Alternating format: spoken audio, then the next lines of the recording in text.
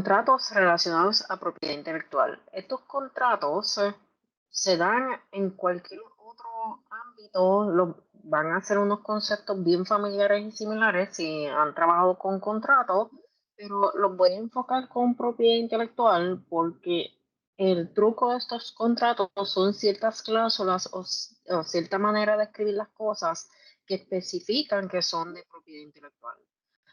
Para que, para primero definir lo que es propiedad intelectual, es una serie de derechos que son de derechos morales, patrimoniales, de propiedad o de ownership, performance, display, em, entre otros derechos que están, que se encuentran en varias cosas, en marcas, que es nombres, eslóganes, frases, colores, olores o sabores. Están los derechos de autor, que son libros, artes, esculturas, arquitectura y cualquier cosa así artística. Entonces, están las patentes, que son plantas, semillas, medicinas, computadoras, cosas tecnológicas, procesos y diseños. Entonces, finalmente están los secretos comerciales, que es de donde surgen principalmente estos contratos, porque como las primeras tres que mencioné se registran, pero esta última no, pues ahí es que surge la pregunta, pues entonces, ¿cómo lo protejo? Pues con contrato. Primero tienes que asegurarte en valorar tu propiedad intelectual. Esto se hace mentalizándote que es como si fuese un empleado, pero no es un empleado de carne y hueso, es un empleado entre comillas, que es una computadora, un invento, un libro que está haciendo trabajo por ti. Y tienes que ver primero el return on investment, que se puede calcular con costos de reemplazo, ingresos incrementales o el cash flow que te puede generar, el precio del mercado con las transacciones y el comportamiento del mercado y el consumidor, una cuota en el mercado, por decirte, la cuota de mercado de Apple es un 25% porque tienes el otro 25% con Microsoft y el otro 25% con Linux, para poner un ejemplo. Y tienes que también estudiar las características de la industria y las probabilidades de crecimiento. Esto de las probabilidades de crecimiento se hace con un presupuesto y con un forecasting, que ahí pues entra el ámbito de contabilidad y de finanzas, y características de la industria es más bien con un estudio de mercado, haciendo un benchmarking de tus competidores. Y si no hay un competidor, tratar de buscar el que más se asemeje. Este proceso de identificar se hace con una auditoría, pero no es como la auditoría que conocemos que hacen los contables, los CPA. Es una auditoría más especializada, donde sí, un contable puede ayudar, pero un abogado de propiedad intelectual también te puede ayudar a primero identificar los activos existentes y potenciales, identificar la cobertura y las lagunas de protección para estos activos, porque la propiedad intelectual se clasifica como activo, asegurarse que realmente tú posees esos activos y que son de una ventaja estratégica para tu negocio, identificar los que no estás utilizando y los que no son tuyos, porque es importante hacer esa distinción.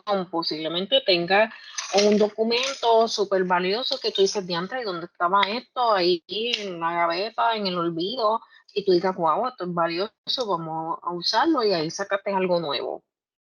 O puede ser que ese documento no sea tuyo y tú digas, bueno, espérate, dame devolvérselo a la persona, a ver qué hago con esto, porque esto no en realidad sería un enriquecimiento injusto yo generar ingresos de este documento que no es mío. Y identificar terceros que puedan utilizar esta propiedad intelectual para el negocio. Esto puede ser terceros, quiere decir empleados o inversionistas, suplidores, distribuidores, entre otras personas. Y esta auditoría la tienes que hacer cada cierto tiempo para reorganizar. Se recomienda una vez al año. Usualmente durante el periodo de contribuciones de planillas no se recomienda porque es mucho con demasiado, pero aunque sea una vez al año.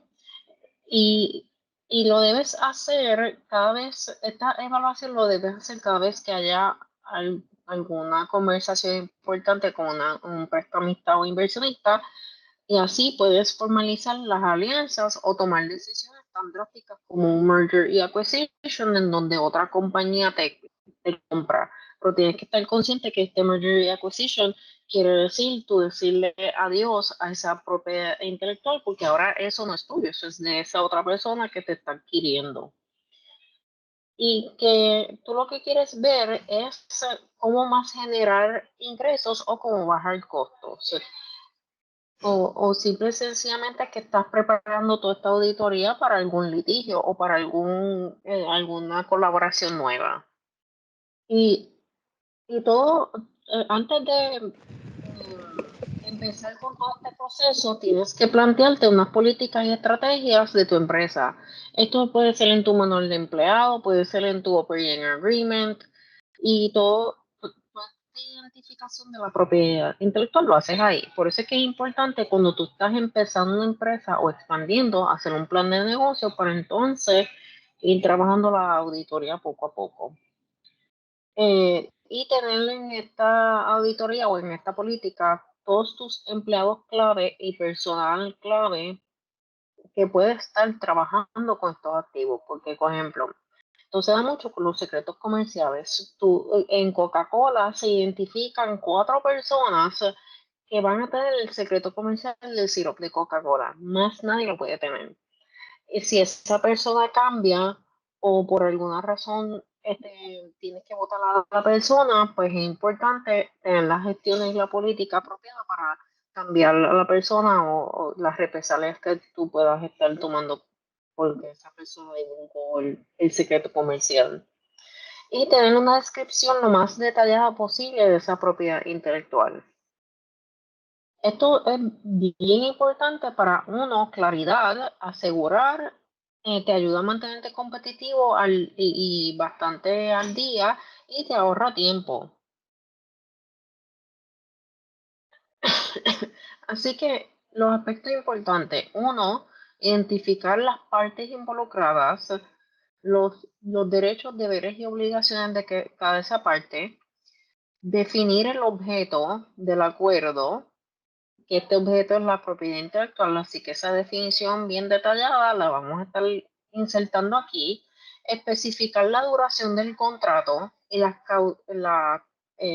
causales de la terminación del contrato si pasará algo, en una inclusión de cláusulas de confidencialidad y en el caso de que existan regalías u otro tipo de remuneración, establecerlas en las condiciones, porque puede ser que te digan por ejemplo, cuando yo estoy ofreciendo un curso y pues me dicen, pues es un pago fijo por el curso más 10% de regalía, pues ya yo sé qué esperar. Si nada más me dicen el pago fijo por el curso sin regalía, pues ya también sé qué esperar. Y no tengo que estar dándole seguimiento innecesario a la persona por los cursos o lo que sea que esté vendiendo. ¿Y qué es esto de las definiciones? Las definiciones es que patente es un documento legal presentado por un gobierno que otorga al propietario unos derechos exclusivos sobre la invención durante un periodo en específico. Esto para que tengan una idea de... Sí, espérate. Ajá, que pensé que alguien tenía una pregunta. Déjame enseñarles lo que es el documento de una patente que me refiero. Esto es una patente. Tú vas y esto lo vas a utilizar como si fuese una garantía, como si fuese tu casa, es como hipotecar tu casa. Lo que cuando tú estás utilizando tu casa como colateral, ¿qué es lo que tú presentas? Pues tú presentas un documento. Pues este es el documento que tú vas a presentar y es bastante detallado.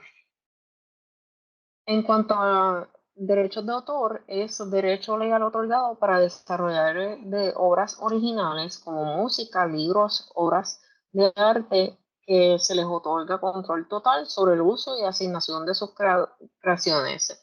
En esto hay que estar bien cuidadoso porque aquí puede haber varias personas. A lo que quiero decir es, por ejemplo, con música. Con música puedo tener un autor para la versión escrita y otro para la versión cantada. Y es importante identificar esas personas para términos de estar adjudicando la regalía. O si es un master contract es básicamente que otra persona te maneja todo, pero tienes que tener mucho cuidado porque el manejar todo quiere decir que va a tener la mayoría de los ingresos. Con lo de la marca, reitero que es palabra, símbolo o frase que determina y diferencia un producto. Aquí es importante que tú estás entregándole la licencia de uso de una marca junto con el producto. No le puedes estar dando licencia de la marca sin su producto, porque va a ser la otorgación de una marca vacía o marca fantasma. Eso es como si Nike se pusiera a estar vendiendo la licencia de uso de sus swoosh o de su nombre Nike sin llevarse consigo el hecho de que ellos son una marca deportiva, que de momento la veas en otra cosa que no tenga nada que ver con cosas deportivas. Eso es lo que me refiero de marcas vacías. El secreto comercial son datos o detalles confidenciales que le dan a una empresa una ventaja competitiva. Esto es, estoy recopilando información personal de mis consumidores, tengo un algoritmo, tengo una fórmula, una receta, ese tipo de cosas. También tengo que tener en mente qué es lo que eh, se entiende por infracción, que es uso no autorizado o la infracción de derechos de propiedad intelectual de otra persona, como duplicar o hacer un trabajo sin consentimiento. Y esto lo tengo que dejar bien claro en el contrato, porque sí, una cosa es que está en la ley, todo se sale de la ley, de la constitución y todo lo que tú quieras, pero otra cosa es dejarlo bien claro en el contrato. Por eso es que estos contratos son tan largos. Y el primer tipo de contrato que más se utiliza es el de licencia, que es que yo permito que otra persona utilice. Esto es como si fuese una verja. Esta verja tiene una puerta y yo puedo permitir que la gente entre o decir, no, yo no quiero a nadie aquí. Eso es lo que es. Y hay ciertas cláusulas importantes. Aquí, primero, la más importante son las definiciones, el alcance de los derechos, y esto se refiere que si yo digo definición de derecho, pues el, los derechos de autor sobre este curso y la presentación, porque pues la presentación y un curso son derechos de autor. Perfecto, definido lo que estamos entre yo y otra compañía. Alcance, pues la compañía va a tener derechos exclusivos sobre la grabación. Ok, perfecto, me dijiste grabación, pues, pero acuérdense lo que mencioné anteriormente, es un package de derechos. No me dijiste performance, no me dijiste display, no me dijiste derechos de transformación, me dijiste derechos de la grabación. Eso lo que quiere decir es que yo, como dueña de esta presentación y de este curso, puedo hacer un producto transformativo o derivado de este mismo tema en algún performance display o lo que yo quiera, que es completamente distinto a esto que contraté. Y esas son las estrategias de propiedad intelectual que yo tengo que estar pendiente, porque todos estos derechos se venden por separado. Este, y puedo decir, pues, este contrato va a durar un año, o te dicen cada año, pero se va a renovar y se va a reevaluar. Están las cláusulas de confidencialidad, que es bien distinto a un non-disclosure. Es lo mismo, pero no es lo mismo. Lo que pasa es que el non-disclosure es más bien un contrato completo y la cláusula es más bien como que un tantito de eso. Cláusulas de terminación es importante decir, como que mira, por ejemplo, si tengo una licencia de exclusividad para vender, para vender estos celulares, ponte. La licencia de exclusividad es que yo soy la persona autorizada a vender estos celulares. Si de momento esa persona quien contrató conmigo le dice a otra persona, vende celulares, estamos en la misma área geográfica, ¿qué está ocurriendo aquí? Está violando la exclusividad, entonces una cláusula de terminación. Aquí de nuevo reitero lo de la definición y va a sonar bien repetitivo porque esto es bien importante tener la definición, pero al chavo. Porque como todo se vende por separado, pues tú puedes decir, pues voy a contratar sobre la marca. Ajá, pero ¿qué quiere decir marca? El nombre, logo, frase, porque estas tres cosas que mencioné se venden por separado, cada una está por separado. Puedo decir nada más el nombre o nada más el logo. Y también puedo restringirlo geográficamente. ¿Qué pasa? En el contexto de Puerto Rico, esta parte no hace sentido, pero en partes como Estados Unidos y en Europa sí. Y cuando lo digo es que, como ejemplo, hay un caso que es hay uno que es de Martins Barbecue, y es bien similar a lo que pasó con Walgreens y CVS. Este, que un empleado de Martins Barbecue se quiso ir y montar su propia versión de Martins Barbecue. Y era tan y tan similar a Martins Barbecue que era hasta idéntico. Y Martins Barbecue lo demandó. Y, y entonces dijeron, mira, esas cláusulas geográficas no aplican a Puerto Rico porque entonces sería imposible. Por eso es que terminamos con un Walgreens y con un CVS uno al frente del otro. Notas curiosas de propiedad intelectual.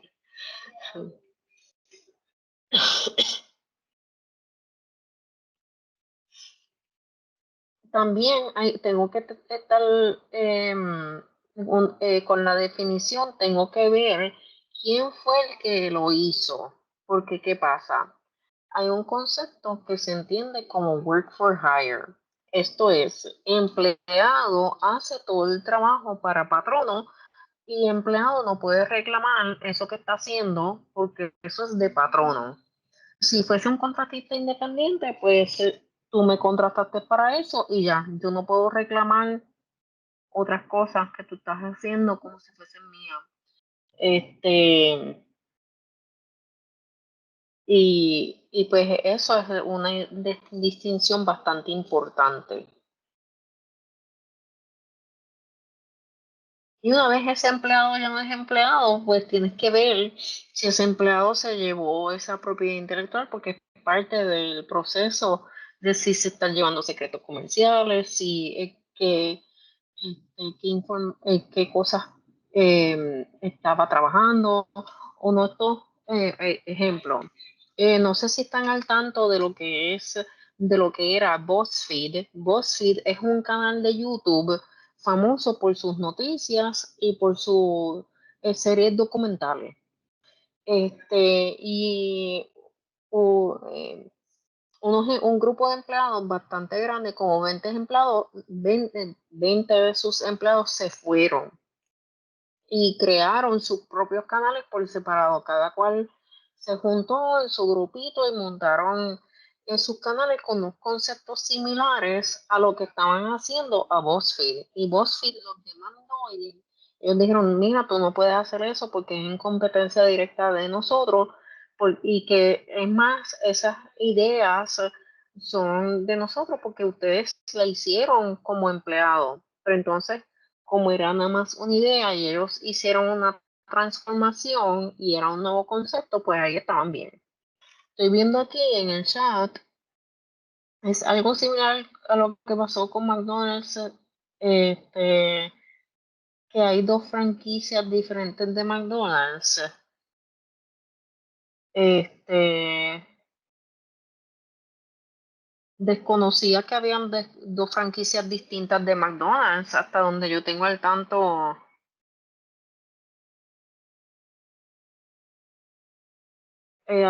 hasta donde yo tengo al tanto, nada más hay una franquicia. Sí, Gladys, veo tu mano. Hola, saludos. ¿Se Saludos. escucha? Sí. Ok, tengo una preguntita con respecto a ese Work for Hire. Los artistas gráficos que, por ejemplo, hacen una imagen o preparan un logo para una compañía y entonces de pronto las compañías o los empresarios tienen la duda si pueden reclamar esa propiedad intelectual para ellos porque hicieron un contrato, o es obligatorio que el artista determine por escrito que la propiedad intelectual de ese logo le va a pertenecer a la persona a quien lo contrató o retiene el derecho de autor. ¿Cómo se dan Ay, esos casos? esa es muy buena pregunta porque yo siempre, a los diseñadores gráficos, yo siempre les recomiendo que precisamente hagan un documento para especificar que los derechos de autor ya no son de ellos con esos trabajos. Porque técnicamente por ley no son de ellos, es de la persona que te contrató. Pero ¿qué pasa?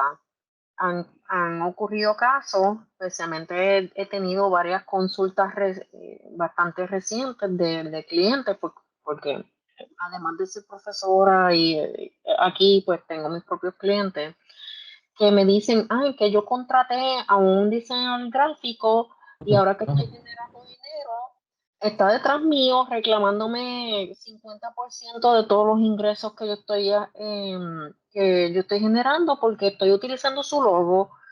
Y yo digo, pero espérate, es un diseñador gráfico, es un contratista independiente que tú lo contrataste para eso en específico y ese logo ya no es del diseñador, es tuyo.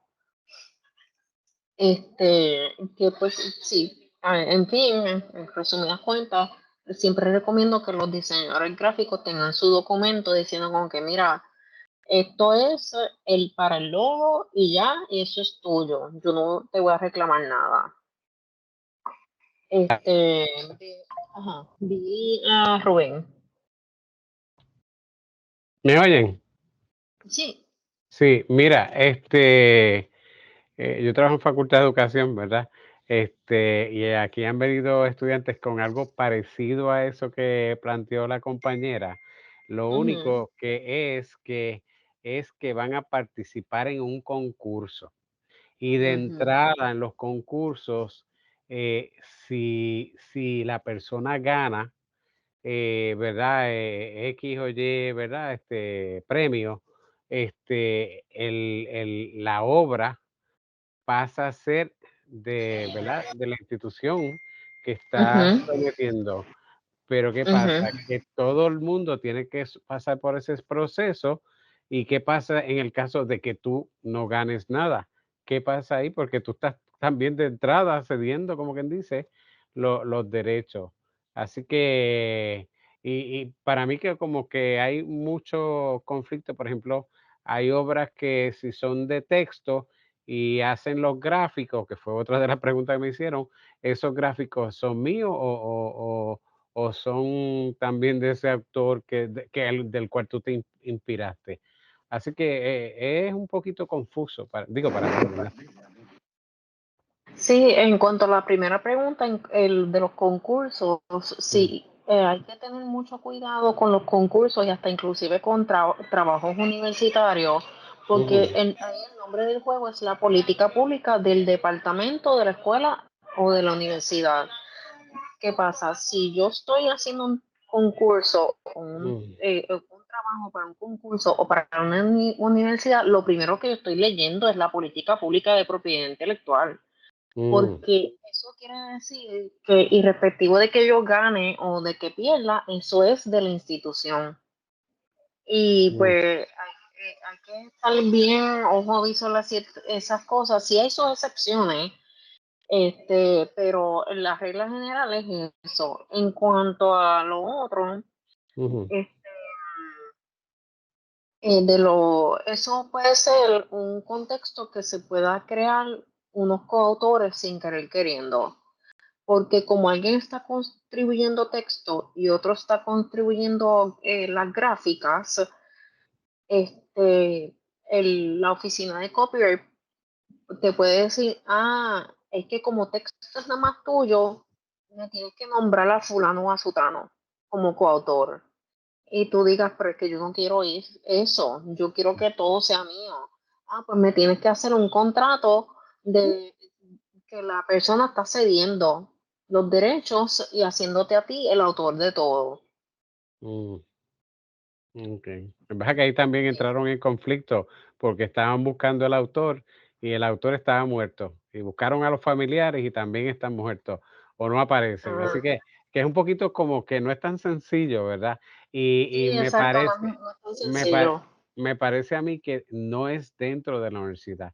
Fue un planteamiento que trajeron porque parece que es algo cultural, pero, pues, hay que ser franco, muchos de los artistas de este país, pues, se generan también aquí en la Universidad de Puerto Rico. Ujú, ujú. ¿Verdad? Entonces Sí, sí. tienen derecho a participar en muchas, ¿verdad? Actividades culturales o whatever. Y entonces, ¿qué pasa? Que cuando le hacen esos planteamientos como que, okey, y de hecho es parte de las reglas, según me explicaron, es que tú te tienes que inspirar en un autor puertorriqueño para hacer tu Ujú. obra artística. Pero hasta donde yo sé, ¿verdad? La obra artística es de la persona que la generó. ¿O no? Sí, Corrígeme. exacto. Sí, la obra artística es de la persona que lo generó, pero tú Ujú, sí puedes hacer un trabajo transformativo, es decir, un trabajo nuevo, inspirado. Una cosa es plagio, que te copiaste por completo. ujú, No hay ni una onza de originalidad. Otra cosa es inspiración, donde ujú, si yo puedo verlo y decir, sí, veo las influencias, pero también reconozco que le echaste tu propia mezclita ahí y, y lo puedo distinguir uno del otro, pues entonces no hay problema. Con lo que mencionaste de los autores que se murieron y la asociación que no aparece, también ujú, ese es otro problema que este, por ejemplo, Gabriel García Márquez, que murió, ujú, su sucesión está demandando a la casa publicadora porque en el contrato dice que ellos pueden utilizar el derecho de publicidad o derecho de la imagen de Gabriel García Márquez como ellos le dé la gana. ujú, A- a- pero ellos dicen, pero es que estás enseñándolo, estás mostrándolo a él de una manera que a nosotros no nos encanta. ujú, Y ujú, entonces, eso es lo importante de definir qué es lo que tú quieres decir, que tú quieres hacer en el más detalle posible en el contrato para evitarte ese tipo de problemas.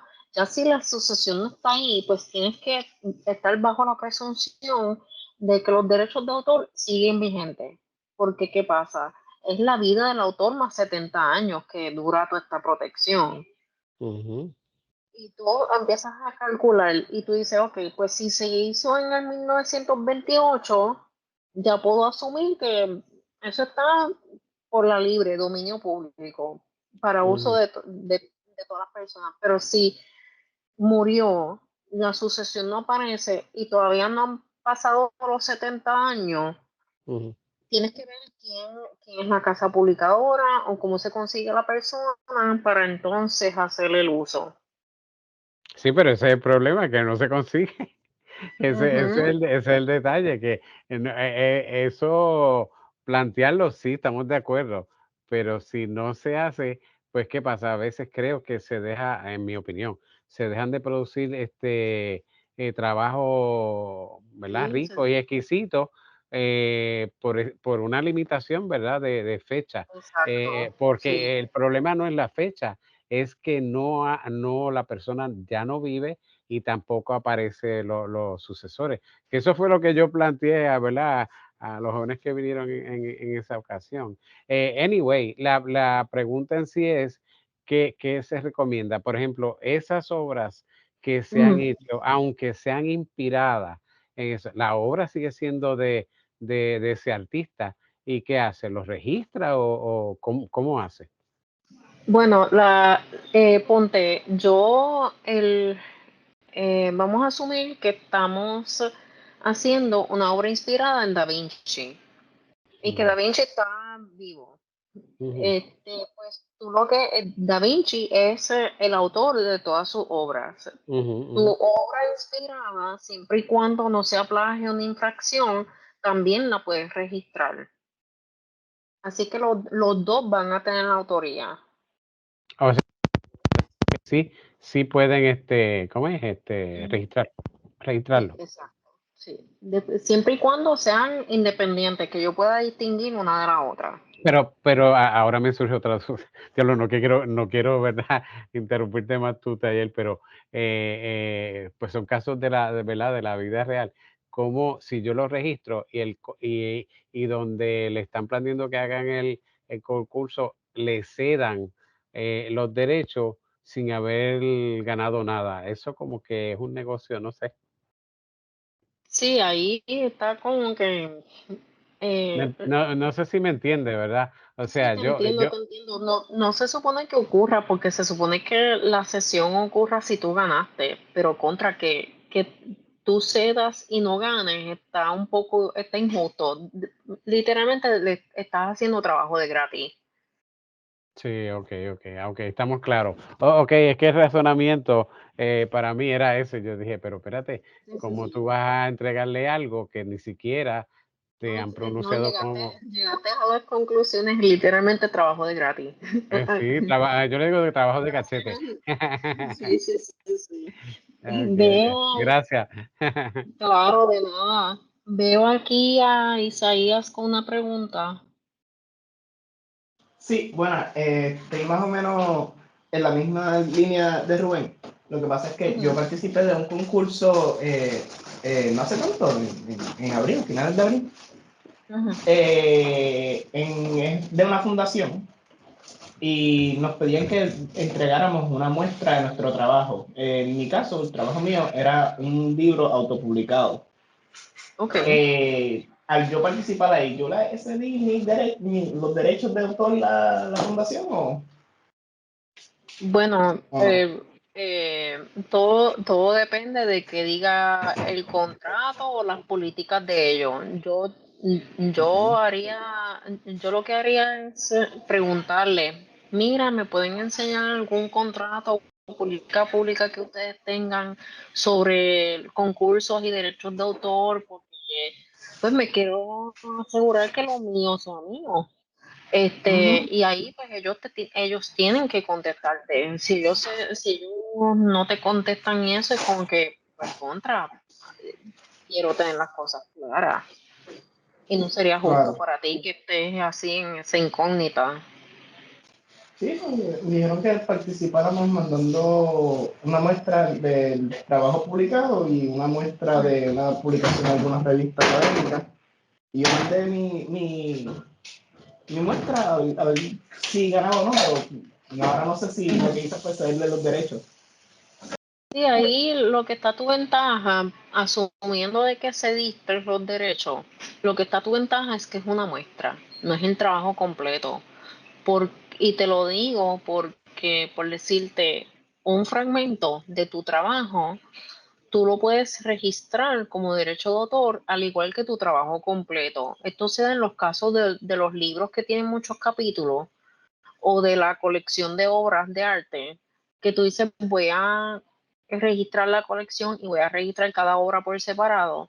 Tú puedes decir, pero es que eso fue ponte que ellos reclamen y te digan, pero es que tú haces registrando y reclamando tu obra, si es de nosotros, tú puedes decir, pues que yo lo que te envié fue una muestra, yo no te envié el trabajo completo. Ok.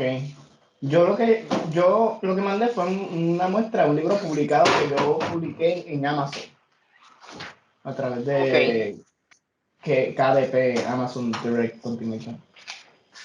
Sí, ahí también lo que estoy viendo es que si tú lo publicaste primero y después hiciste lo del concurso, ya eso es tuyo. Lo del concurso es Ok, que gracias. lo hiciste con tradicional. Sí, decía que podía ser un trabajo autopublicado y yo cogí mi novela. Pues sí, no, si lo hiciste Gracias. antes, el problema es cuando ocurre a la misma vez, como que concurso y creación de derechos de autor.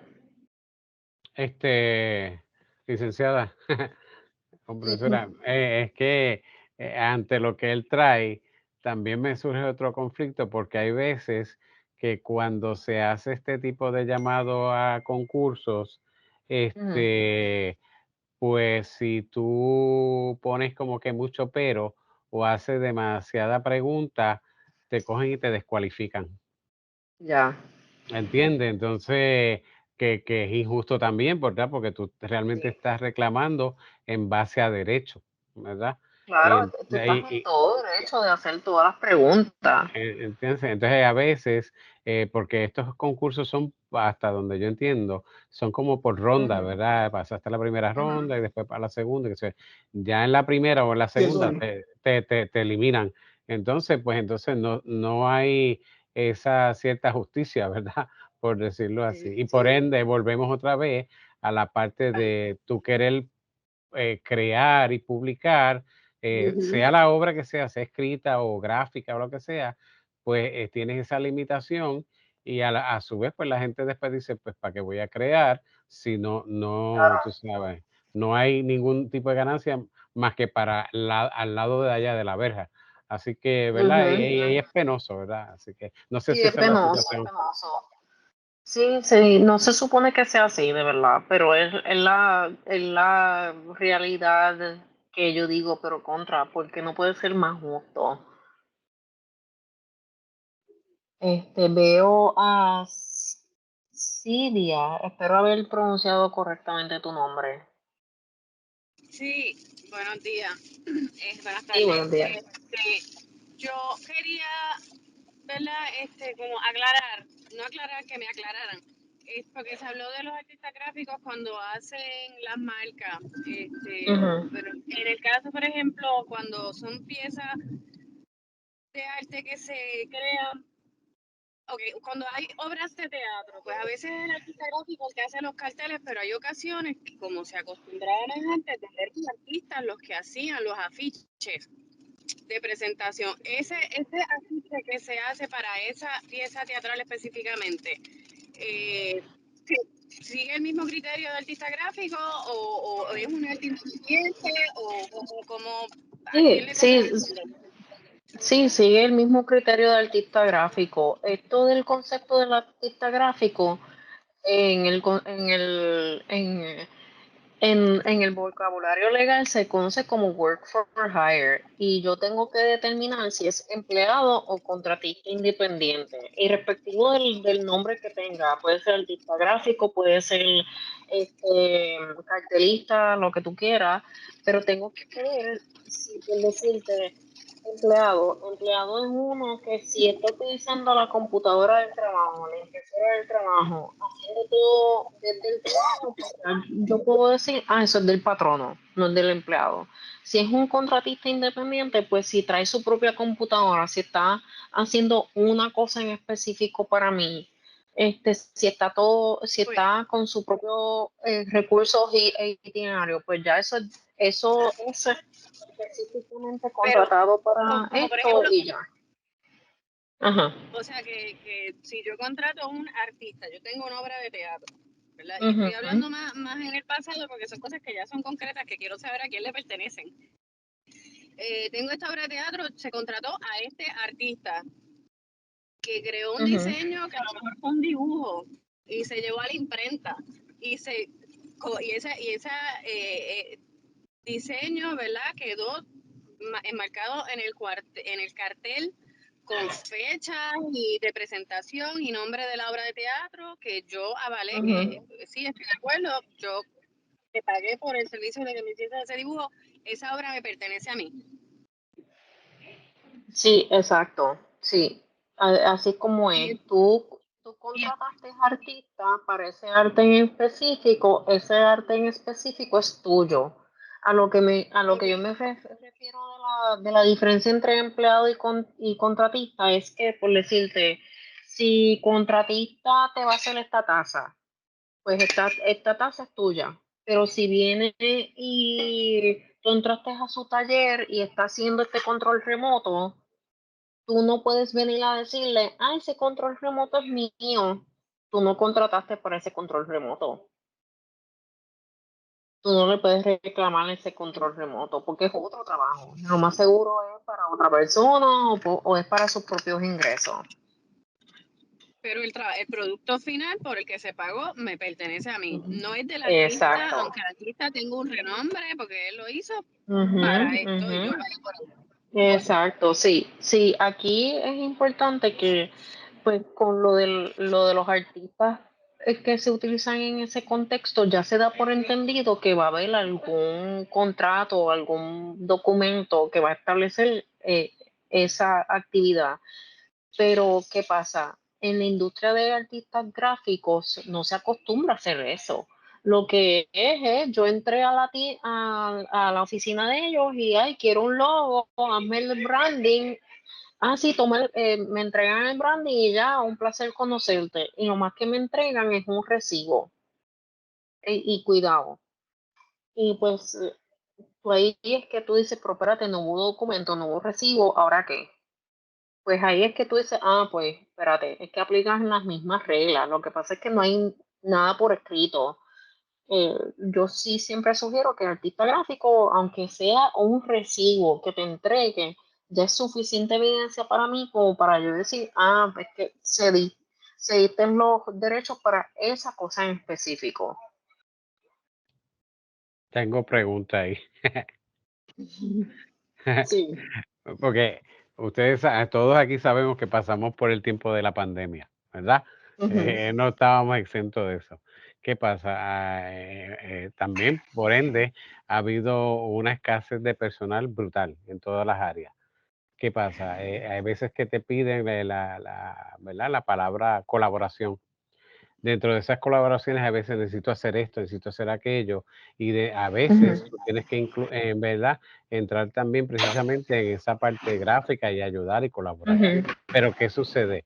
Que cuando tú lo estás haciendo, estás utilizando tu equipo en tu casa fuera del periodo, ¿verdad? Laboral. Okay, ¿a quién le pertenece eso? Pues ahí, si es una colaboración eh, ahí, ahí es donde se pone la cosa interesante, porque si es Ah, algo del trabajo, si es algo ujú, del trabajo fuera de horas laborables con tus recursos, ellos como quiera lo pueden reclamar. Igual pasa al revés. Si yo estoy aquí en mi oficina haciendo mis propias cosas, pues yo ujú. puedo decir, aquí estaba haciendo mis propias cosas, tú no puedes reclamar eso. Ellos te pueden decir como que no, no, no, es que yo puedo reclamar, eso ahora es mío. Y se pueden formar unas peleitas interesantes. También puede surgir como ejemplo, ahora con esto de inteligencia artificial, hay uno de los precedentes que se utiliza, que es de un supervisor que estaba supervisando tan enfáticamente sobre un proyecto, que el proyecto era de un mapa, que le dieron coautoría. Y tú dices, pero espérate, el tipo ni tan siquiera cogió un lápiz a estar Ujú, dibujando el mapa, a estar programando el mapa. Y tú me estás diciendo a mí que le dieron coautoría. ujú, ujú. Sí, porque como supervisó tan así, tan enfáticamente y dio tantas instrucciones, le dieron coautoría y pueden surgir ese tipo de cosas. Sí, no, pero eso, yo entiendo el ejemplo, pero ese es otro Ujú, elemento que se añade. ujú, Yo a lo que me refiero es, como usted mencionó, fuera de los horarios, utilización de ujú, mi propio equipo y realmente es ujú, por ayudar, pero no, me ujú. entiendo yo que si la persona hace la parte gráfica, realmente puede reclamar porque lo hizo con su tiempo y con su equipo, ¿verdad? Exacto. A veces es que la colaboración aquí especialmente, ¿verdad? A nivel institucional, como que tiene un concepto de mala interpretación, y eso yo me reitero. O sea, Sí. porque, o sea, que tú colaboras, entonces de momento surge como Ujú. parte de tus tareas inclusive, y la realidad que eso no es así, ¿verdad? Hay que, ¿verdad? Exacto, Porque exacto. una de las cosas que también le ocurrió casi a todo el mundo aquí fue que no respetaban los horarios. Por ejemplo, Ujú, a mí me llamaban, muchachos, yo me acostaba en pandemia, yo me llegué a acostar 3 y 4 de la mañana ayudando, ¿verdad?, a la gente que no sabía ciertamente de tecnología. Y bueno, pues uno no los quiere dejar, ¿verdad?, realengo, pero cuando de momento la cosa se va para aquel lado de la verja todo el tiempo, no puede ser ujú. no puede ser Sí, tampoco. sí, no, te entiendo, te entiendo. Okey. Sí, son de estas cosas donde ya la línea no está tan clara. Y Ujú. ahí tienes que tener mucho cuidado de que mis horarios son de 9 a 6. Después de eso, mira a ver cómo es que determinamos la línea entre si esto es tuyo o es mío.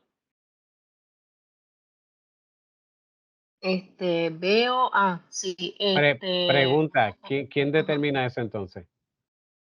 Muchas veces es caso a caso cuando se litiga en ¿Qué litigar? si no si no es litigio, es el árbitro o el que está haciendo la negociación. Eso es caso a caso, con una serie de criterios. Y la serie de criterios es utilización de recursos, cuál es el horario y así. Tú vas por cada criterio y determinando. Okey, gracias. Voy a Sí, tratar de no claro. interrumpir más. Sí, no se preocupe, para eso estoy, para aclarar las dudas, para llevarlo paso por paso en esto de los contratos, porque hay muchas áreas grises, hay muchas particularidades que tú dices con que, como esta situación, que pues eso es a suerte y verdad, si el juez quiere determinar a mi favor o no. Veo aquí sobre las distintas versiones de los logos. La versión final es el deliverable, como que la versión final es lo que tú estás entregando y eso es lo que tú estás, lo que se está contratando. Las otras versiones es más bien como tu work product, como por decirte, en un contrato de abogado y cliente, que tú tienes distintas versiones de un memo o de una investigación o lo que estés trabajando y se lo enseñas al cliente. Pues tú le vas a decir al cliente, pues mira, esto es un borrador, no es la versión final, ya la versión final es que estamos hablando.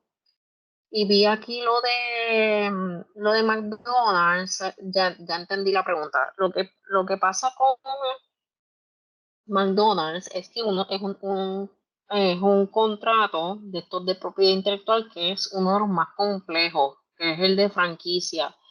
Y el de franquicia es que tú tienes que montar exactamente lo mismo en ciertas localidades. ¿Qué pasa? El de McDonald's es aún más complejo porque tú como persona que está comprando la franquicia le puedes decir a McDonald's, mira, es que un McCafé no va a funcionar aquí. No lo pongo, voy a optar por no ponerlo. Y tú puedes optar por poner alguna otra versión de McDonald's, pero sigue siendo McDonald's. Así que es más bien como distintas versiones del contrato de franquicia, pero es todo bajo el mismo dueño. O puede ser, por decirte, hay muchas de estas multinacionales tienen lo que se conoce como subsidiarias y puede ser que es que sí está McDonald's, pero ellos tienen una subsidiaria que es nada más café.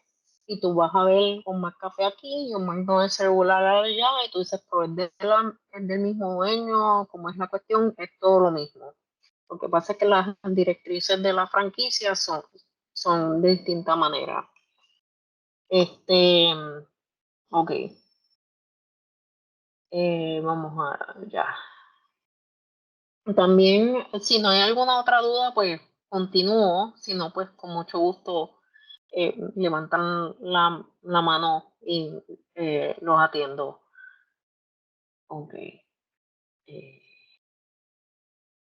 Vamos a verificar. Ajá, veo aquí un caso. Estudiante graduando en su investigación de tesis creó totalmente un programa y lo utilizó dentro de la universidad para conseguir los datos para su tesis. Ese programa, ¿a quién le pertenece? Pues si es una investigación de tesis, por lo general es del estudiante, a menos de que la política pública del departamento, del programa o de la universidad establezca lo contrario.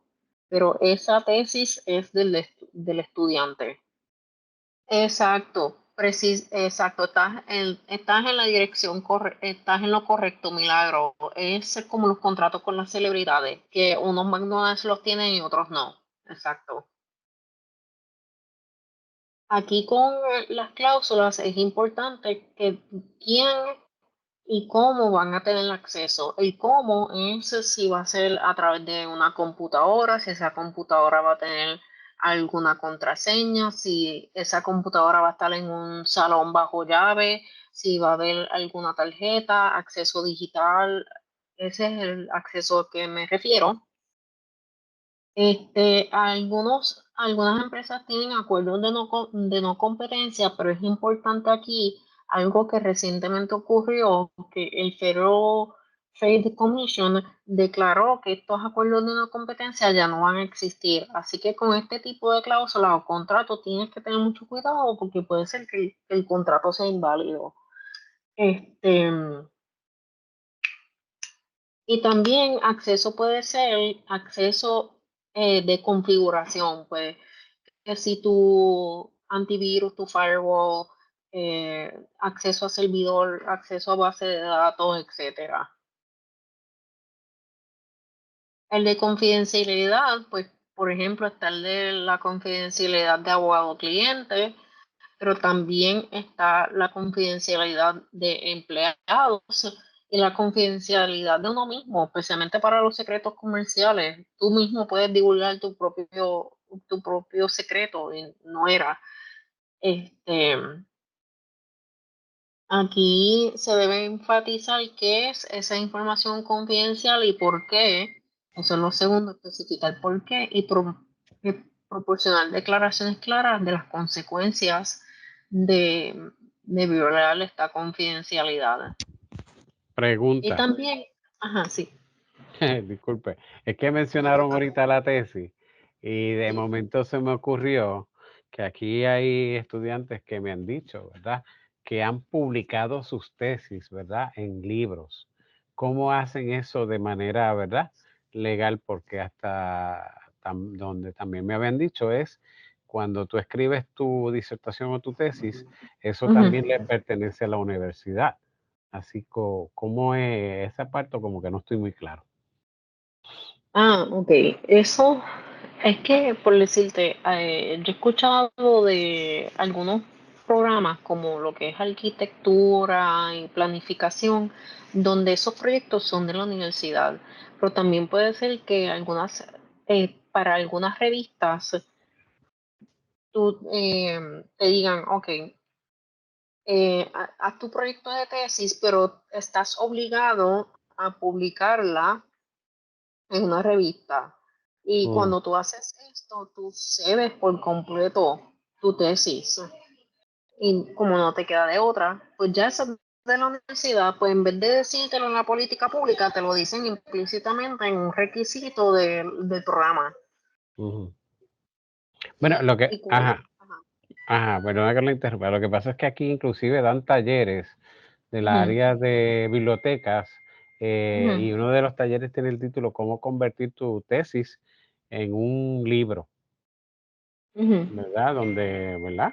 lo puedas publicar fuera del recinto. Así que, y esa parte es donde como que no estoy muy claro.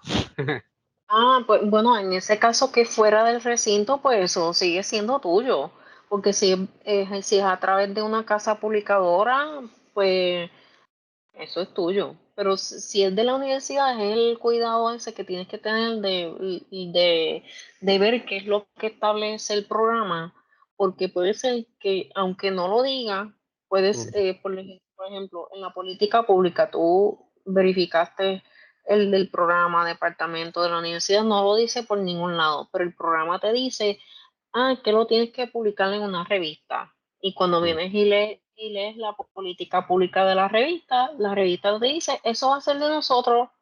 Pues cuando vienes a ver, te están diciendo, eso va a ser de la universidad. Ok, o sea que volvemos al mismo concepto, o sea, estamos trabajando Ujú, para un grado, pero ujú, obviamente la institución se beneficia por mucho, ujú, ujú. ¿verdad? Exacto.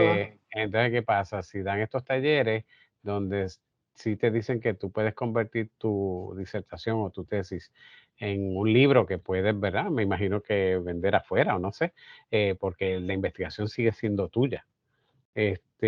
Pues sí, sí es posible. Lo que tengo duda es que no se vaya a infringir, ¿verdad? En el término de la ley, ¿verdad? En términos de que los derechos de autor y todo eso, porque el trabajo es del estudiante. Sí, exacto. Okey, okey. Okey. Vi- Sí, no, tranquilo, no hay problema. Ujú. Vi que Gladys tiene su mano. Hola, Rubén, y ¿verdad? Para beneficio de todos, voy a compartir en el chat las certificaciones de las que está mencionando la licenciada Paola Zaragoza, que son la certificación de la política institucional de derechos de autor de la UPR y la certificación institucional sobre patentes e invenciones y su comercialización, para que las tengan disponibles, porque si tienen dudas, como dice Paola, hay que saludar. Sí, exacto. Gracias, gracias. Esas certificaciones son bien importantes. Ok. Con lo de la cláusula de indemnización, estaba mencionando que una cosa es lo que te van a indemnizar en corte, otra cosa es lo que tú decides indemnizarle a la persona por lo que pase. Porque, ¿qué pasa? Muchos de estos contratos van a tener cláusulas de arbitraje y negociación, y ese árbitro y negociador se va a dejar llevar por esa cláusula de indemnización. Y va a arrancar a calcular a base de qué, de lo que mencionamos al principio de la auditoría, de que tú identificaste, que tú, línea por línea, las regalías, cuánto tú generaste por contrato y así sucesivamente. Y también, pues, si tú decides litigar, pues ellos van a decir, ok, ¿por dónde empezamos? Por la cláusula de indemnización, vamos a ver qué dice. Y si no dice nada, van a la ley. Y por ahí es que empiezan a calcular a ver si es que se puede remediar y indemnizar algo. Y ahí van a ver si en estas cláusulas de indemnización van a haber ciertas garantías. Una garantía expresa que dice que es una afirmación definitiva sobre que esta propiedad intelectual se está dando y el contrato se está dando de buena fe, que te lo estoy entregando de buenas condiciones, es como si te estuviese vendiendo una casa. Esto de la propiedad intelectual funciona como cualquier propiedad física. Yo espero que tú me entregues esta propiedad en buenas condiciones. Este, en particular con las sesiones, tengo que especificar que sí, que estoy cediendo y que estoy bien con eso, porque después que no vaya a ser que tú digas a la semana, ay, me arrepentí. No, tú cediste y por ahí mismo se fue. También hay un fallo de garantía donde se comprometen las partes a indemnización y responsabilidad. Y hay ciertas ocasiones donde hay una renuncia dependiendo del contexto y qué es que se está contratando, donde tú renuncias o limitas en la garantía. continuando con las cláusulas, hay ciertas aquí que sobre cuando se ejecuta las propiedades, porque pues al ser una propiedad tú puedes darlo como si fuese una garantía, ponte que declaraste quiebra y tú como único puedes saldar vendiendo tu propiedad intelectual, pues ahí en ese proceso de ejecución puede también utilizarse como evidencia de conducta de las partes. Un ejemplo de esto es que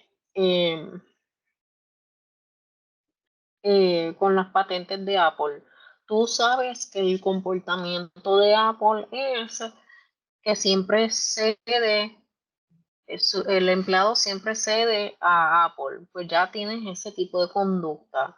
O por decirte, con si tú eres abogado y tienes un cliente que su comportamiento es registrar marcas para perjudicar la reputación de otra persona, pues ya puedes tener eso, someter ese tipo de comportamiento como evidencia. Sí, exacto. Con las regalías y condiciones de pago es importante estar pendiente a los estándares del mercado, porque muchas veces dicen, pero es que como pues las cosas son distintas en Puerto Rico, ponte, pues las regalías corren distintas al mercado. No, no, no. Tú tienes que estar al mercado.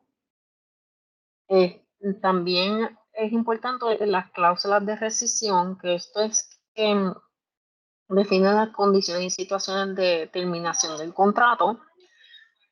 También incluye situaciones de violación de sus obligaciones. Y lo de las regalías y condiciones de pago es importante para lo de indemnización y para pues, tener ciertas partes del cumplimiento de que sea equitativo lo que se está dando a cambio en este contrato. La cláusula de ley aplicable en jurisdicción es que yo establezco que si de surgir algo, qué leyes y qué jurisdicción va a aplicar. Pues por lo general aquí pues te dice, pues estamos en Puerto Rico, la ley aplicable en la jurisdicción es Puerto Rico. Pero puede pasar que te digan, que hay una parte en Colombia, hay una parte en Puerto Rico, pues ahí tienes que ver cuál ley es la más favorable para las partes y ahí que se establece. En lo de la duración, las reglas generales un año, no se permiten contratos perpetuos, pero sí se puede negociar por más o menos tiempo y la renovación de este contrato. Para especificar como ejemplos o tipos de contratos que pueden ver, está la sesión que hemos dado, que es que tú cedes por completo. Eso ya no es mío, o puede ser dependiendo de lo que tú estés transando. Está la licencia, están licencias exclusivas, no exclusivas, licencias de uso, como ejemplo, perdón, los contratos de licencia de software. Ahora mismo estamos utilizando Teams y mi presentación es en Canva. Pues nuestra licencia de uso es un uso sobre la plataforma de Microsoft que tiene Word, Excel, Teams, etc. Y mi presentación está en el software de Canva. Canva me da a mí una licencia para usar este diseñito de lo más chulito que tengo aquí. Ese es el tipo de cosa. También puede ser una licencia sobre el derecho de la propia imagen, porque el derecho de la propia imagen es una propiedad intelectual de por sí. Yo puedo decir, mira, Michael Jordan, quiero que tú aparezcas en un anuncio, pues le tengo que pedir la autorización a Michael Jordan para que aparezca el anuncio. Si no lo hago, me puedo meter en problemas. Es decir, me pueden demandar. La diferencia entre cesión y licencia es que cesión es que tú vendes y la licencia es más bien te permito hacer algo específico. Y aquí me tengo que mentalizar en lo que hemos hablado, de que esto es un package y cada derecho se vende por separado y yo decido qué transferir y qué no, qué asignar y qué no. Y el permiso no es suficiente, se tienen que incluir las cláusulas que me mencionaban en el contrato. Y sí, se permiten contratos orales, pero yo no los recomendaría. También hay cosas particulares.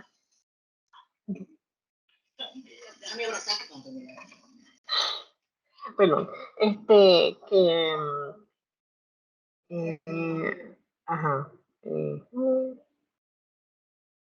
bueno, que me perdí.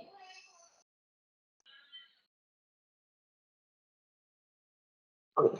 Este, Buenas tardes. sí, buenas tardes. Hola, hablando de cláusulas, tengo una Ujú. pregunta sobre las cláusulas. Sí, ¿Puedo hacer ahora o? Ajá. Pues sí, mire, no, lo que no. pasa es que vamos a suponer, hay un contrato que tiene una cláusula que dice Ujú, que la plusvalía va a ser dividida en partes mitad y mitad. ujú, La parte que, ¿verdad? Las dos partes del contrato. Pero ¿qué pasa? Que la plusvalía o goodwill es un concepto antiguo. ujú. Esa cláusula, hablando de cláusulas de contrato, ¿verdad? Esa cláusula lo único que dice es que la plusvalía se va a repartir en 50-50. Eso es todo lo que dice. Pero no dice cuándo se ejerce ni nada. Entonces mi pregunta es, ¿cómo en efecto se puede, la persona que tiene el contrato, cómo puede ejercer esa plusvalía si la cláusula no especifica cómo se hace? Yo empezaría pidiendo unos estados financieros y los estados financieros me van a decir a mí qué es lo que tiene esa plusvalía. La mayoría de las veces, la propiedad intelectual o está por sí sola en una sección de activos o está metida en plusvalía.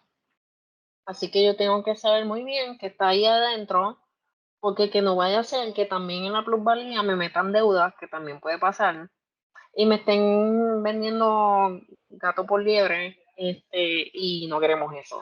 Pero antes de yo hacer nada, yo pido estado financiero auditado.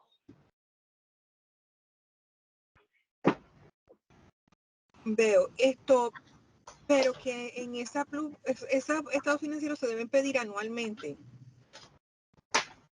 para ejercer, ¿verdad? Por Sí, ejemplo, si el anualmente, contrato pero dura 10 años. ujú. Si el contrato es de 10 años, sí, yo pido estado financiero todos los años para yo saber el estado de condición de esa plusvalía. Y si entonces las partes fallan en dar esos estados, luego Yo puedo entonces terminar una de el las partes puede contrato. decir, no, mira, yo quiero la plusvalía. Si no me dan los estados financieros, yo puedo terminar el contrato porque es parte de sus obligaciones del contrato. Lo mismo pasa con el contrato de regalías de libro. El estándar es que me tienen que entregar un estado financiero de las regalías trimestralmente. Si no lo hacen, yo puedo terminar el contrato. Oh, interesante, pues gracias por la información. Éxito. Bye. Claro. Digo, perdón, me voy a quedar en el taller hasta lo último, pero me refiero a que gracias por aclarar mi duda con respecto a las No, cláusulas no, de contrato, específicamente de esa área de plusvalía. De claro, hecho, claro. esa plusvalía, ¿eso hoy en día es común o eso es algo que es del pasado, del antiguo, No, de eso la todavía se ve. antigua? Eso todavía se ve. Lo que pasa es que es Wow. mucho más detallado. Veo. Sí, que hay que ponerle más detalle para poderlo entender mejor, claro está. Exacto, sí, yo necesito unas notas para saber qué hay ahí adentro. Sí, mire, debe decirle, licenciada, que este es mi tercer taller con usted. Ay, qué bueno. Estoy muy contenta Espero de que, aprender mucho. ay, qué bueno. Bueno, Qué bueno, eso me alegra mucho que esté disfrutando. yo pienso que los demás compañeros que están aquí también están en las mismas que yo, así que bueno, Qué bueno. de parte Sí, de todos, pues gracias. Sí, sí, esa es mi misión, esa es mi meta, hacer este tipo de tema tan complejo, divertido, porque imagínense tú un viernes a esta hora pues, tú sabes. Ay, bueno, pues gracias un millón. Estoy por aquí. Claro, sí, sí, sí.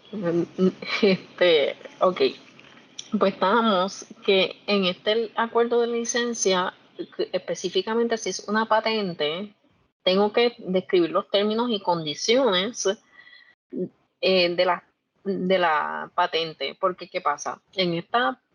La patente puede ser sobre una cosa, pero puede ser sobre varias cosas. Un ejemplo de esto es el iPhone. El iPhone tiene como 100 patentes aquí adentro. Pues yo tengo que decir, que es la patente específica para la cámara. Eso es lo que yo te voy a dar licencia de uso. También esto facilita la transferencia de tecnología y de conocimiento entre las personas y te facilita el mejorar los productos y mejorar la experiencia al cliente y también ayuda a mitigar el riesgo de infracción o de infringement, reduce probabilidades de riesgo y también puedo proteger aún más mis cosas si diversifico con mis contratos. Y también con estos contratos puedo aplicar la ley de no poner todos los huevos en la misma canasta porque estoy diversificando. Este es como uno de estos tipos, como un tipo de acuerdo bastante común, que es un acuerdo de intención, donde es bastante sencillo.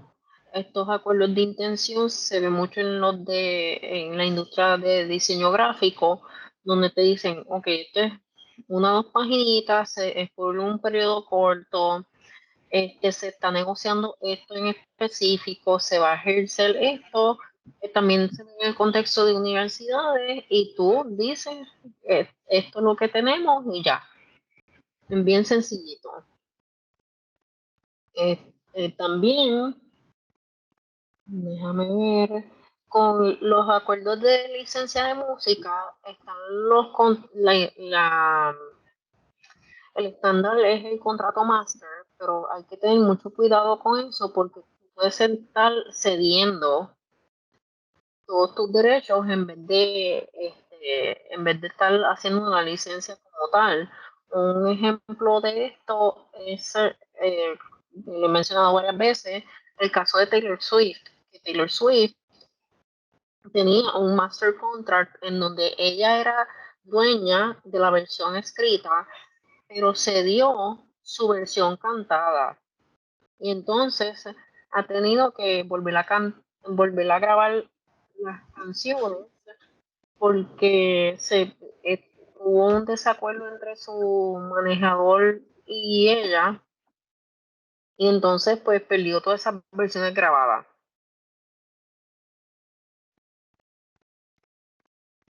Ok, vamos a otros tipos de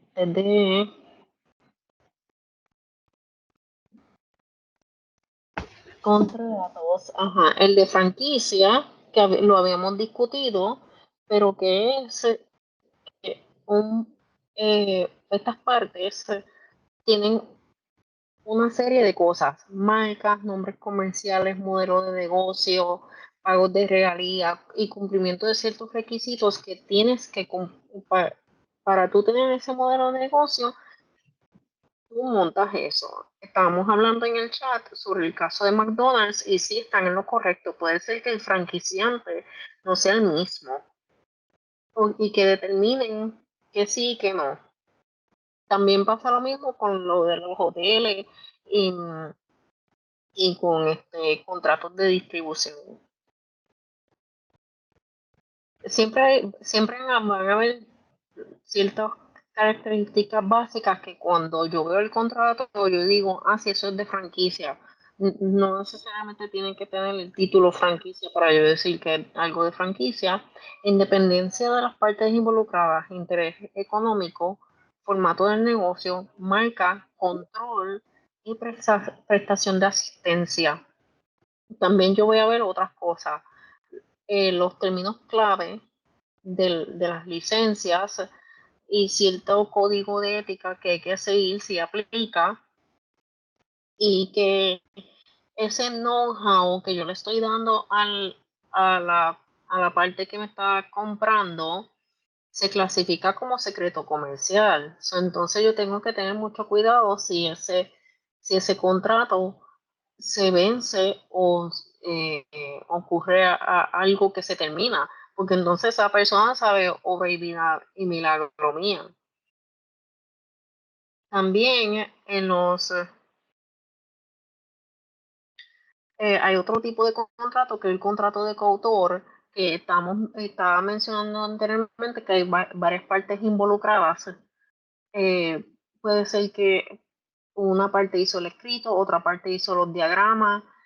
También puede ser en cuanto a Research and Development, que varias personas estén desarrollando la vacuna del COVID, por ejemplo, que había que sí, 50 científicos involucrados en hacer la vacuna. Entonces está el Work for Hire, que es trabajo por encargo, y aquí están los criterios que yo puedo utilizar para determinar si sí o si no, y te muestra varios ejemplos. El joint venture, que es más bien como si fuese work for hire, pero lo que yo estoy aportando es dinero o mi conocimiento. No es como si fuesen los bufetes que te dicen los socios fundadores, pero hay un socio inversionista que no necesariamente es el que está ahí en el nombre. Y él puede dictar las pautas de cómo se puede utilizar esa propiedad intelectual o no. Él puede decir, no, pero es que el nombre es mío, o ciertos contratos son míos, o puede establecer el protocolo. Pero es importante ver si estos fundadores que están aportando, si es trabajo, si es dinero o es conocimiento. En cada parte se establece en este contrato de joint venture.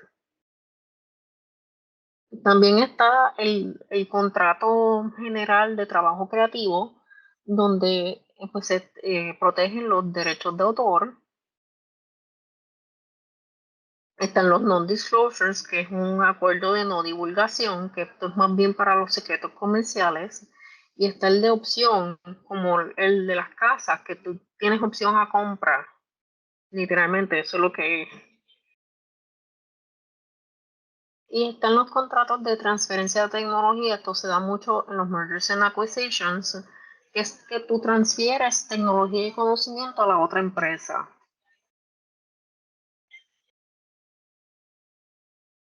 También están los contratos de software development, donde es que tú dices, ok, yo voy a contratar un outsourcing de este software developer para que me haga esta aplicación o esta página web.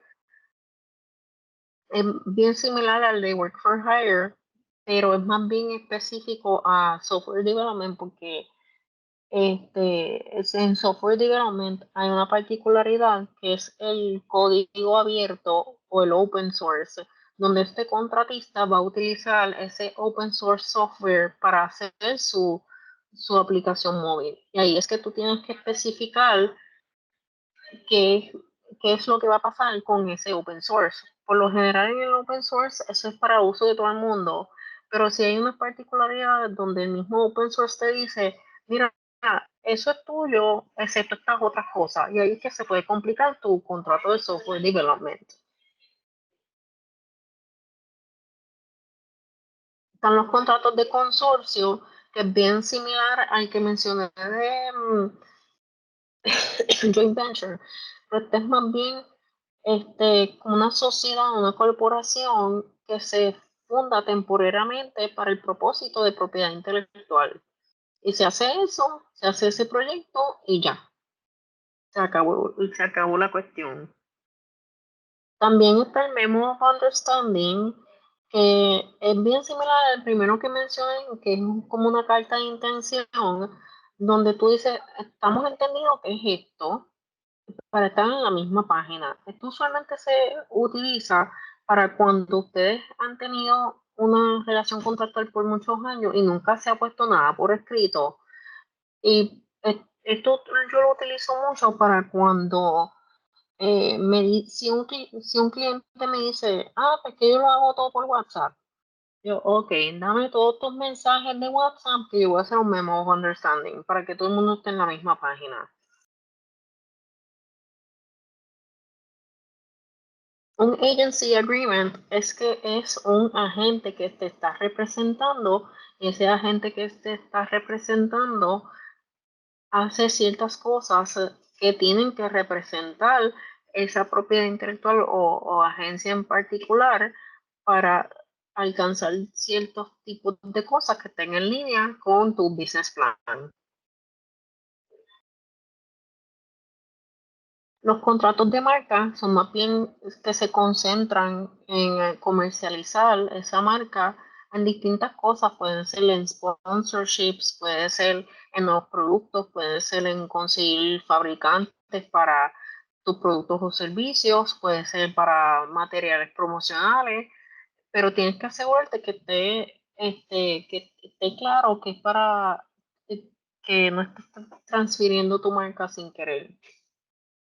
Aquí tienen un ejemplo.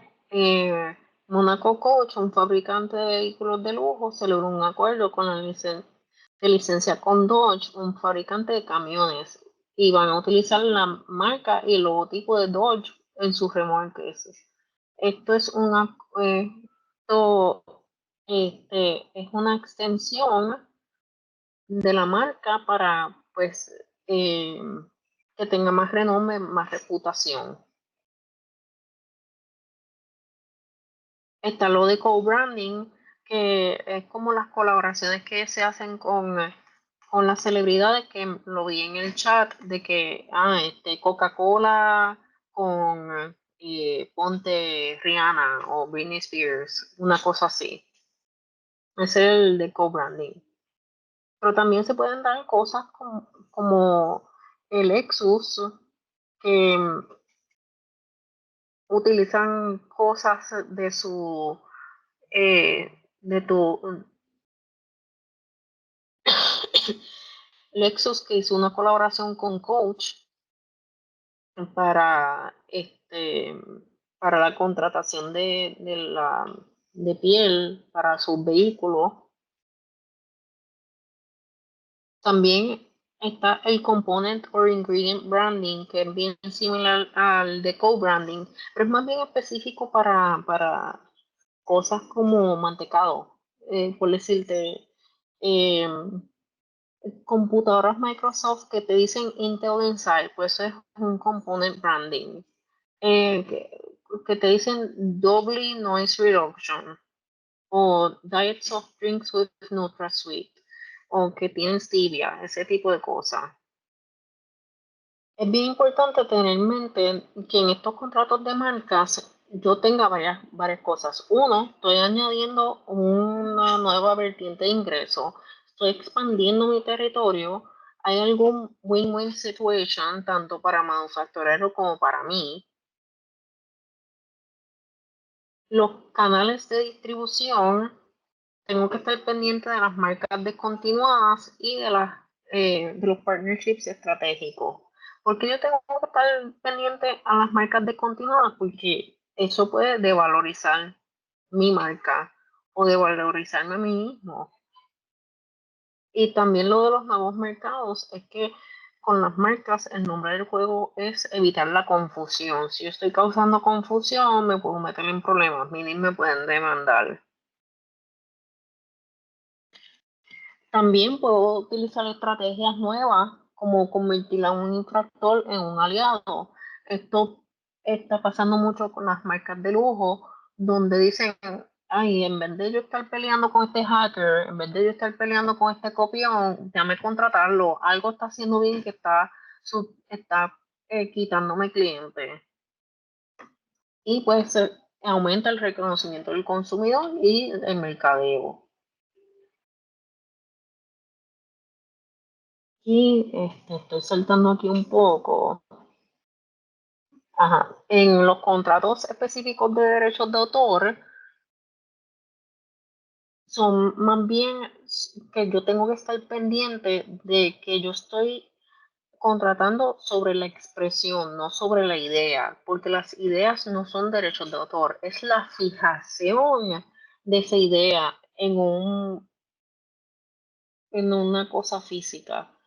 Y tiene que ser una expresión original, énfasis, expresión original. Tienes que ser tú como ser humano que estás haciendo esto, no puede ser inteligencia artificial. Si lo hizo una inteligencia artificial, eso no es tuyo. Yo no sabemos de quién. Ejemplo, uno de los precedentes que se utiliza para inteligencia artificial es el caso de Naruto. Naruto es un chimpancé que estaba en la selva, vio una cámara y se tomó un selfie. Este, y pues todo el caso era de quién era el selfie. El selfie terminó siendo del fotógrafo, pero por poco se lo dan el mono. Ese tipo de cosas.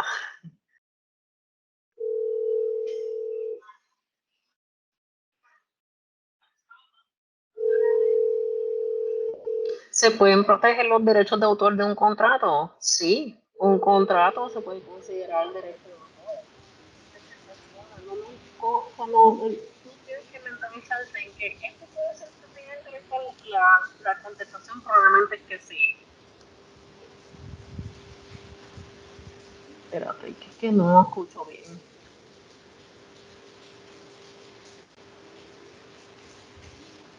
Hay alguien con el micrófono abierto. Ajá, gracias. También, espérate, déjame ir por aquí. Ajá, estas son como más bien preguntas frecuentes. El usar un contrato de otra persona, por decirte, encontré un contrato por ahí, lo utilicé. ¿Eso es legal? Pues lo que pasa es que un contrato preexistente que pertenece a otra persona, pues se puede utilizar si es como de borrador, de template, para hacer el tuyo propio. Pero si te estás copiando sin más, sin permiso, están violando los derechos de autor, porque, porque volvemos, un contrato es una propiedad intelectual. Por supuesto, puedes redactar tu propio contrato desde cero, pero eso sería sumamente carísimo, te tomaría un montón de tiempo, pero sí, la mayoría de los abogados utilizan templates, pero es para que tengan una idea de las cosas que pueden pasar. Entonces, traducciones y adaptaciones. Tú puedes traducir tu obra y puedes tener tu propio contrato sobre esa traducción. Por decirte, yo hago videos en Instagram y en TikTok. En Instagram yo publico en español y TikTok yo publico en inglés. Y para cada cosa, para cada red social, yo hago algo distinto. Yo puedo hacer eso sin ningún problema. También puede ocurrir lo del uso legítimo o el fair use, donde si es para parodia, comentario noticioso, de sátira o educativo, sí hay sus limitaciones sobre eso, pero sí lo puedo utilizar. Así que en estas presentaciones que para uso educativo yo estoy utilizando alguna gráfica, algún logo o lo que sea, es para un uso legítimo, es para impartir conocimiento. Si hay ciertas áreas grises, como lo que es sin fines de lucro y religioso, que pues porque se creen que están impartiendo algún uso, alguna cosa educativa, pues lo utilizan sin pedir permiso. Y no es así, no debe ser así. Están los non-competes, que para que tengan una idea, es básicamente un contrato que te dice, tú empleado que te vas de mi empresa, no puedes competir con los mismos productos y servicios de los cuales tú estabas ofreciendo cuando tú eras empleado. ¿Qué pasa?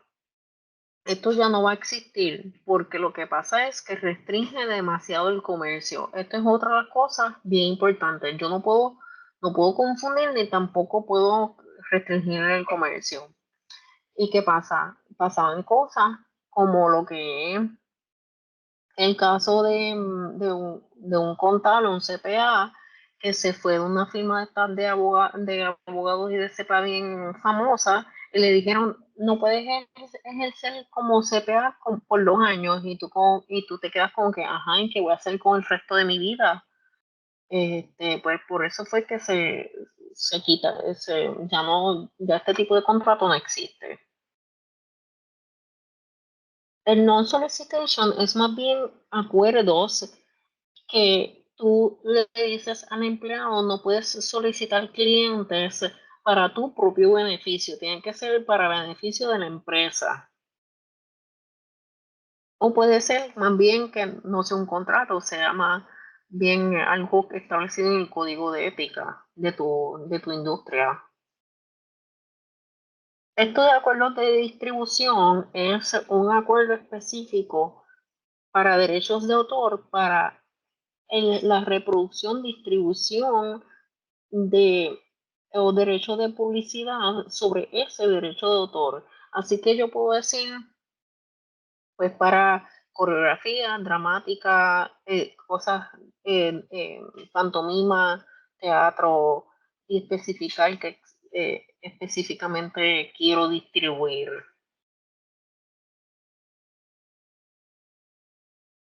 Ok. Esto es más bien como cosas que no vienen al caso. Es importante aquí mencionar el right to first publication, que es una excepción que ocurre cuando yo hago una venta. Por ejemplo, cuando compramos Microsoft y entonces compramos Microsoft y yo puedo hacer lo que a mí me dé la gana con mi Microsoft. Así que yo puedo hacer copias y, y otras cosas y ellos no pueden hacer nada. Esto ya como que está medio eh, en desuso y como quiera te van a demandar porque son de estas cosas que tú dices, ¿cómo así que yo puedo comprar Microsoft y hacer lo que me da la gana de venderlo para adelante como si fuese un disco pirateado? Pues ahí es que tú dices, pero mira, eso no se supone que ocurra. Pero son de estas particularidades que todavía existen por ahí en la jurisprudencia. Y no se ha discutido nada así nuevo como para refrescar lo que es el right of first publication. También similarmente está el First Sale Doctrine, que es prácticamente idéntico. Y son de estas otras cosas que cuando tú lo dices como que eso no tiene mucho sentido, pues porque como la ley está a un lado y la tecnología está en otro, en dos distintos canales, pues no se ha discutido y se ha quedado así. Como mencioné, que tú puedes comprarlo y puedes hacer lo que te dé la gana con eso y como que no hay consecuencias y no debe ser así, es mucho más complicado que eso. Entonces, ¿qué otra cosa? Sí, aquí otra particularidad de estas extrañas que se llama Exhaustion Doctrine, que es para marcas que tú la usaste tanto que está exhausta y la gente se cansa de ella y se devalúa. Esto es como lo que pasó con las cosas Brito, que se usaron tanto que perdió su valor por completo y olvídate tú de todo lo que hemos discutido, ya no vale nada, eso no vale la pena hacer alguna cosa con eso, tienes que rebrand. Esto no es un contrato como tal, pero sí hay que estar bien pendiente porque es una consecuencia y es el abandonment. El abandono es que cuando yo no estoy utilizando mi marca yo no estoy utilizando mis derechos de autor, yo no estoy utilizando mi propiedad intelectual, cae en desuso. Y eso quiere decir que puedo perder mis derechos. Eso quiere decir que cae en dominio público. Y eso quiere decir que todo el mundo lo puede utilizar. Así que yo tengo que estar constantemente renovando los contratos, renovando el registro y estar pendiente a que no se abandonen. Entonces están los contratos sobre la data, que es como pasa con las redes sociales. Hay unos términos y condiciones que tú firmas antes de utilizar una red social que te dice que ellos van a estar utilizando con esos datos y para qué. Si es para mejorar el servicio al cliente o si es para venderlo para adelante. Y también aquí es importante mencionar lo de los liabilities, que es las consecuencias por infracción o cualquier otro acto que sea en violación a los contratos. Y ya, con eso es la presentación. Quería dejar un tiempo para preguntas. No sé si tengan alguna pregunta, duda. Yo sé que fue mucha información. Tengo una pregunta, licenciada. Sí. Si es con relación a las marcas comerciales, que yo a veces tengo clientes usuarios que ellos vienen bien emocionados con su marca, su logo, y ya ellos imprimieron y ya ellos tiraron tarjetas, e hicieron páginas web, y entonces de pronto pues descubren que alguien le dijo, mira, tienes que orientarte sobre la propiedad intelectual. Entonces cuando llegan a esa orientación, pues uno les explica que eso, ¿verdad? Merita un registro para la protección, tienes que hacer una búsqueda. Entonces, cuando hacen la búsqueda, descubren que ya la marca está o existe. Y algunas de ellas están dead. Y siempre me preguntan si ellos pueden solicitarle al USPTO o poder utilizar esa marca. Tengo entendido que sí, pero me gustaría que nos aclarara un poco sobre eso. Claro, es como si no, porque ¿qué pasa? Si yo veo que que lleva en abandono por un año, yo salgo corriendo a verificar las redes sociales, porque de lo más seguro eso fue que alguien se le olvidó hacer la renovación y todavía lo están utilizando. Y si yo veo un movimiento en las redes sociales, yo digo, todavía tengo uso, no debo utilizarla. Ya si veo que llevan 5 años o más, 10, 5 años, como quiera, le echo un ojito a las redes sociales, que no vaya a ser, puede ser que estén bajo un rebranding. Si no veo movimiento, ok, cool, lo puedo usar. Ya si pasaron 10 años, 15, ay bendito, tú sigue lo que está verde, que esto está, tú regístralo. Obviamente con sus debidas verificaciones, pero por lo general eso es como que los lapsos de tiempo que yo estoy pendiente. Gracias. Claro. Vi otra mano por ahí. No sé si... Yo alcé la mano. Dentro de la misma línea de pensamiento, si yo entiendo, ¿verdad?, que las marcas son heredables. Si yo tengo una marca de una compañía, la tengo heredada, la corporación, pues entiendo que tiene unas deudas en Hacienda, ahora mismo entiendo que está inactiva. Se abre una corporación nueva y esa marca, pues, yo la heredé, nadie va a reclamarla. ¿Yo puedo utilizarla sin ningún problema o sea, el hecho de que ya pertenezca a una corporación afecta? Bueno,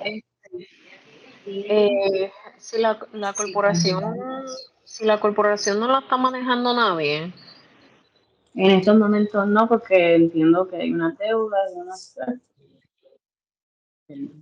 se cayó en desuso por un periodo de tiempo y no, ahora mismo no se está haciendo nada con esa corporación. si ahí pues Lo correcto sería que la compañía te cediera las cosas a ti, pero tú lo heredaste. Ahí, pues, si esa compañía está inactiva, está en desuso, Ujú. eso no lo está reclamando nadie, y tú eres la heredera, tú lo puedes reclamar. Por eso, pero obviamente hay unos gastos legales, o sea, unos gastos para reactivar la corporación porque hay que pagar los años que no se presentó en Hacienda, etc. Pero si lo que me interesase fuese el logo solamente, puedo utilizar el logo y traerlo a la corporación nueva que se cree. Sí, lo registras a tu nombre, Ok. Gracias. claro. Y nada, si tienen alguna duda en particular, le estoy dejando aquí mi QR code que me pueden conseguir y con mucho gusto los puedo atender así con dudas más específicas.